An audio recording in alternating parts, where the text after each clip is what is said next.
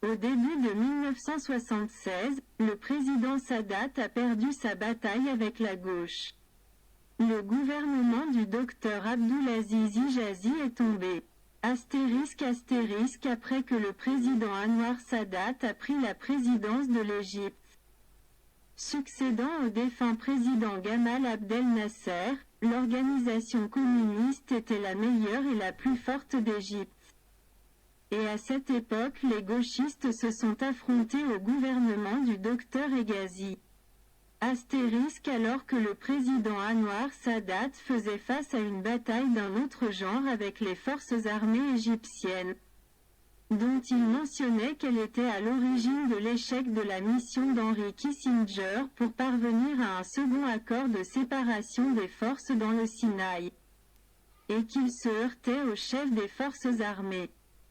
Choisissez un règlement qui satisfait les deux parties.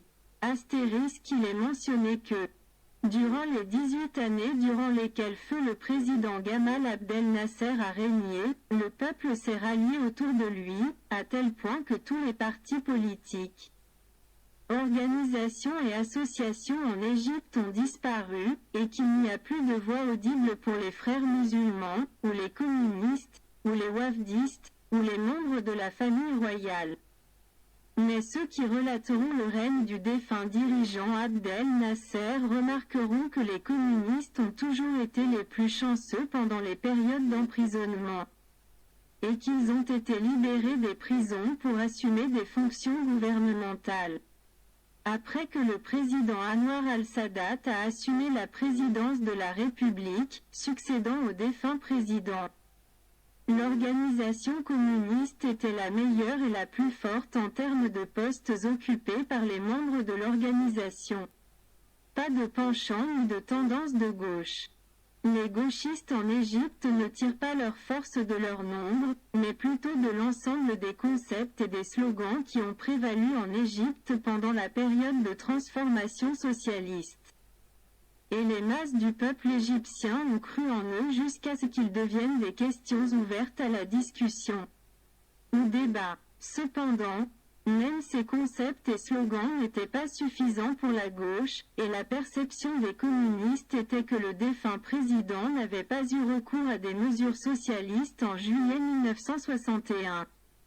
Sauf pour protéger la révolution du capitalisme, qui contrôlait l'économie égyptienne. Il est vrai que la gauche s'est souvent heurtée au pouvoir. Mais elle n'imaginait pas que les concepts de socialisme et de nasserisme seraient liquidés à l'époque de Khalifa Abdel Nasser. De plus, le virage vers l'Occident, notamment vers les États-Unis d'Amérique, a été plus rapide que prévu par la gauche. Et la visite de l'ancien président américain Nixon au Caire a marqué un tournant dans la position des gauchistes égyptiens, après quoi ils sont passés à l'offensive. Et la politique du nez était la disponibilité économique et le but. La campagne contre le gouvernement de droite a commencé. Lutfi Al-Kouli a lancé la campagne dans le magazine Al-Taliya avec des études, des recherches et des articles sur les dangers de la politique d'ouverture et sur la façon dont elle entravera l'économie égyptienne. L'inondera de produits de luxe et de biens de consommation et conduira à public l'Égyptien est un outil dans la main du capital occidental. Le magazine Rose Al-Youssef lui a succédé, avec une campagne menée par Abd al-Rahman al-Sharkawi, qui visait à s'adresser à l'Égyptien de la rue et à incarner les dangers auxquels il serait confronté en raison de la politique d'ouverture. À propos des transactions qui ont eu lieu, et leurs héros étaient des ministres du gouvernement du docteur Abdulaziz Hijazi, et en moi. Chaque numéro du magazine présentait des chiffres, des noms et des conversations sur la corruption et le détournement de fonds. Pour la première fois dans l'histoire de Rose Al-Youssef, tous les numéros du magazine s'épuisent et les vendeurs de journaux se précipitent pour le distribuer. La campagne s'est poursuivie sous le slogan de renverser le gouvernement du docteur Abdulaziz Hijazi, et des doigts ont commencé à pointer vers un groupe de ministres et de hauts fonctionnaires. Et ce qui a contribué à en faire un succès, c'est que le docteur Hegazi a décrit l'ouverture du peuple égyptien comme la fin d'une longue période de ventre serré. Au point que de nombreux citoyens ont fixé 1 an ou 2 comme date pour mettre fin à tous les problèmes. L'économie et la restauration de l'Égypte. Lorsque la vague de prix élevés et la perte des approvisionnements alimentaires se sont poursuivis, le citoyen égyptien a été déçu et tout le monde a commencé à considérer le gouvernement du docteur Hegazi comme la cause de tous les problèmes et crises.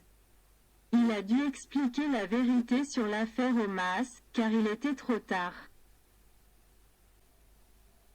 Avec le début de la mission du docteur Henry Kissinger, secrétaire d'État américain en Égypte en mars 1976, la campagne de la gauche contre le gouvernement Hegazi a atteint son paroxysme et des groupes de travailleurs d'Alma à la Al-Kubra se sont déplacés pour applaudir par le gouvernement Gott et la politique d'ouverture, et pour l'accuser ainsi que ses proches et sa famille, et pour préciser le nombre de pots de vin et de transactions suspectes qui ont eu lieu à son époque, y compris l'accord de Bus pour l'Iran.